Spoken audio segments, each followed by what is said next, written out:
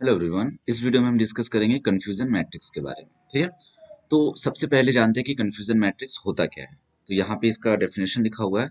So basically confusion matrix क्या होता है कि it is a performance measurement for machine learning classification problem where output can be two or more classes. ठीक है, तो basically जब हम क्लासिफिकेशन एल्गोरिदम यूज करते हैं तो हम क्या चाहते हैं कि लास्ट में हमें परफॉर्मेंस इवेलुएट करना है अपने मॉडल का।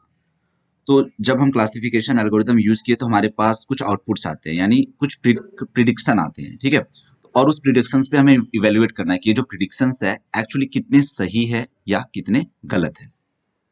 ये लर्न में एक लाइब्रेरी आती है कंफ्यूजन मैट्रिक्स नाम की, जिससे कि हम ये काम कर सकते हैं।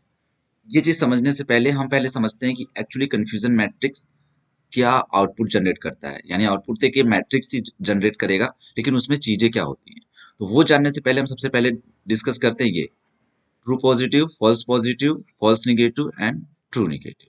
ठीक है, तो ये समझने के लिए सबसे पहले मैं एक बाइनरी क्लास का एग्जांपल लेता हूँ। ठीक है, बाइनरी क्लास का एक एग्जांपल लेता हूँ कि लेट अस सपोज मैं एक स्टेटमेंट देता हूँ कि मैंने एक प्रिडिक्ट किया कि आज बारिश होगी, है ना। मैंने प्रिडिक्ट किया इट्स रेनिंग। ठीक है, ये मेरा ट्रू था। ठीक है, मतलब ये मैं एज्यूम कर रहा हूँ कि चलो ये ट्रू है, और नॉट रेनिंग इज लाइक ये मेरा फॉल्स था। ठीक है, तो ट्रू पॉजिटिव का क्या मतलब हुआ कि मैंने प्रिडिक्ट किया। ट्रू पॉजिटिव का मतलब क्या हुआ कि मैंने प्रिडिक्ट किया कि यहाँ पे मैं एक्चुअली लिख देता हूँ प्रिडिक्शन, और यहाँ पे मैं लिख देता हूँ एक्चुअल। ठीक है, तो ट्रू पॉजिटिव का मतलब हुआ कि मैंने प्रिडिक्ट किया कि आज बारिश होगी। ठीक है, मैंने प्रिडिक्ट किया कि आज बारिश होगी और एक्चुअल में बारिश हुई, तो ये हुआ ट्रू पॉजिटिव। ठीक है, फिर ट्रू निगेटिव का क्या मतलब हुआ। ट्रू निगेटिव का मतलब हुआ कि मैंने गलत बोला, मतलब मैंने निगेटिव बोला और निगेटिव ही हुआ। यानी मैंने बोला कि आज बारिश नहीं होगी और सच में नहीं बारिश हुई आज, तो ये ट्रू निगेटिव। ठीक है, फिर उसके बाद फॉल्स पॉजिटिव क्या होता है। फॉल्स पॉजिटिव मतलब यहाँ से सेकेंड जो होता है ना, फॉल्स पॉजिटिव, ये जो सेकेंड लेटर है इससे समझो कि आपने पॉजिटिव प्रिडिक्ट किया लेकिन वो गलत था। मतलब इसका क्या मतलब हुआ कि आपने प्रिडिक्ट किया कि रेन होगा, है ना, लेकिन वो गलत था। एक्चुअल क्या होना चाहिए था कि रेन नहीं हुआ।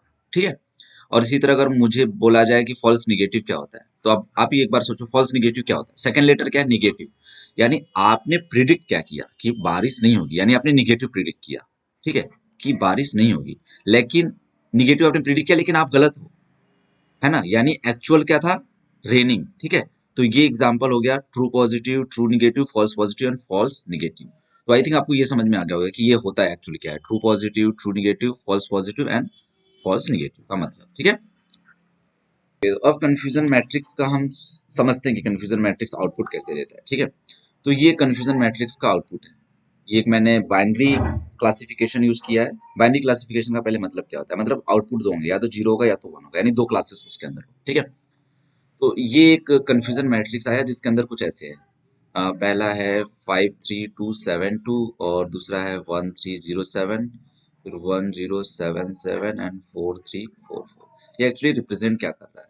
लेट अस सपोज करो कि दो क्लास हैं, क्लास ए क्लास बी। ठीक है, क्लास ए क्लास बी। तो इसका एग्जैक्टली मतलब क्या हुआ। इसका मतलब हुआ कि आपका क्लास ए है।